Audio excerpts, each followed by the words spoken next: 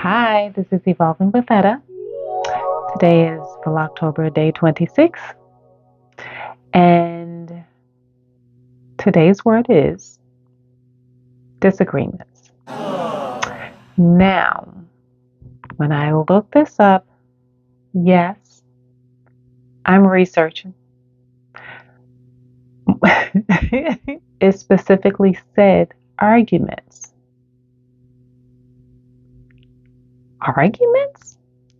Okay, so I chose the word disagreements because in your disagreements, you're not arguing, but in your disagreements, you can come to a common ground. When you're arguing, nobody's listening. I don't think anybody can hear anybody if you're arguing. So, when you disagree about something, you can still come together with some type of sense and listen and can be heard. So, for me, in disagreeing with your partner, it gives you an opportunity to tell your side, and hopefully you can explain, and hopefully your partner will listen, and vice versa. If there's something going on, your partner needs to explain and you listen. For me, I will say this. I have noticed there's nothing better than communicating your feeling before it gets to a high level of verbalizing how you feel, like any type of screaming, hollering, yelling, things like that. That's not getting your point across. That's not doing anything. So, if you're having a disagreement about something, the best thing that you can do about that is talk it out. The best thing you can do about that is explain your side of whatever the disagreement that you're having is. And in that, it allows your partner to see, why are you standing so strong on this? And you also get to see why your partner finds it so important to stand their ground and to make their point, understood. So, perfect example. Say, for instance, you're buying a brand new car and you're just specifically looking at the vehicle in a sense of how it's saving money. You're looking at it in a sense of, mileage, distance, everything that curtails purchasing a car in an economic way. And your partner's looking at, well, we need something stylish. We need something fancy. You saved up this money so you could afford the vehicle that you want, and you want to go with an economy car, and your partner wants something sporty. Find a sports car that's economically smart to purchase. Common ground. Compromise. So nobody's budging on their decision on what to look for a car. So you wind up having this ridiculous argument, and now it's time to go to bed, and you're not talking to each other. I just think this is the craziest thing. And it's not always easy to just get over your thing. I understand that, but it can be fixed. It's a thing, and it's something you haven't even purchased or spent any money on yet. It's just decision making time. So if you're dealing with someone that is kind of, I don't know, spoiled, set in their ways, do not budge, I'm sorry. I'm not a therapist. I can't fix that for you. Maybe you should take them to go see one. I don't know.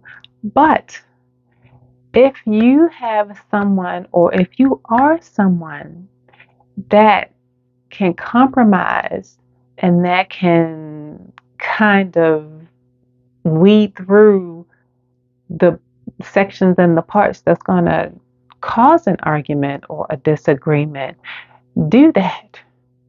Sometimes you just have to bite the bullet, as they say, and figure out a way to come to a common ground, because in disagreements,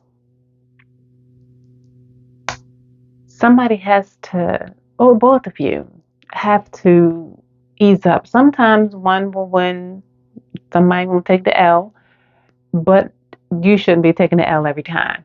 So it should always, I talked about this with the compromise, it should always be a point and a place in your relationship where you have to be grown. You have to be a grown up and decide, okay, we need to fix this. We need to come to a common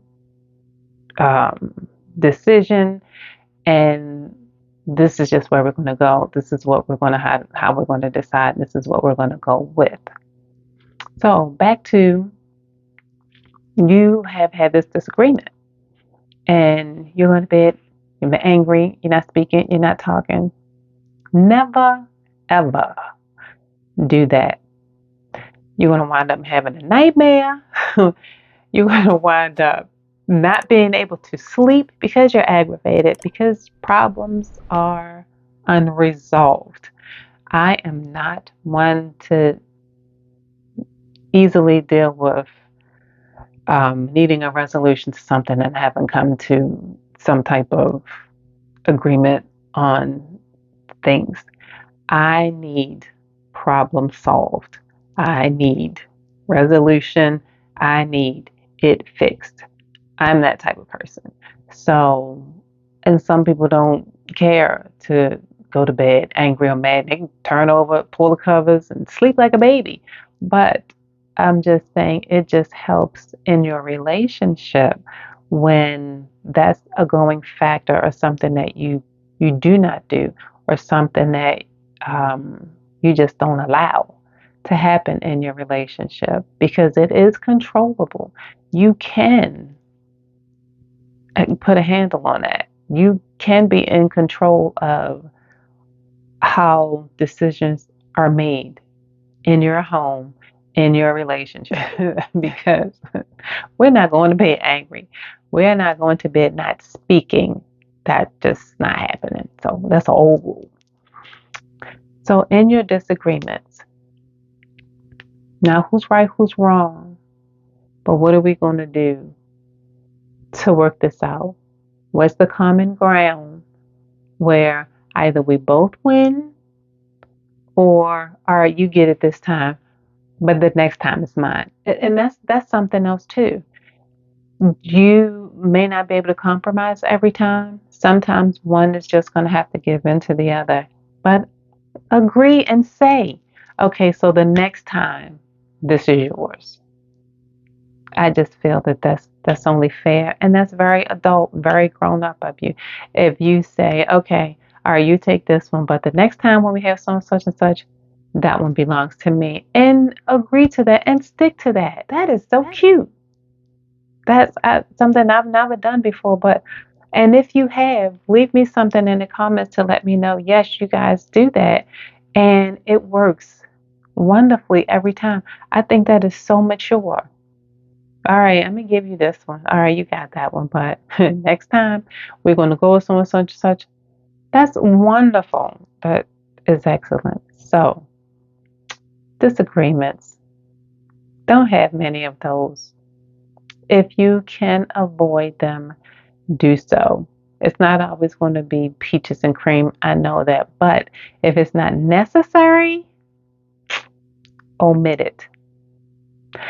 And I'll see you on the next day for Vlogtober 27. Tick tock, tick tock. How many we have left? Okay, now.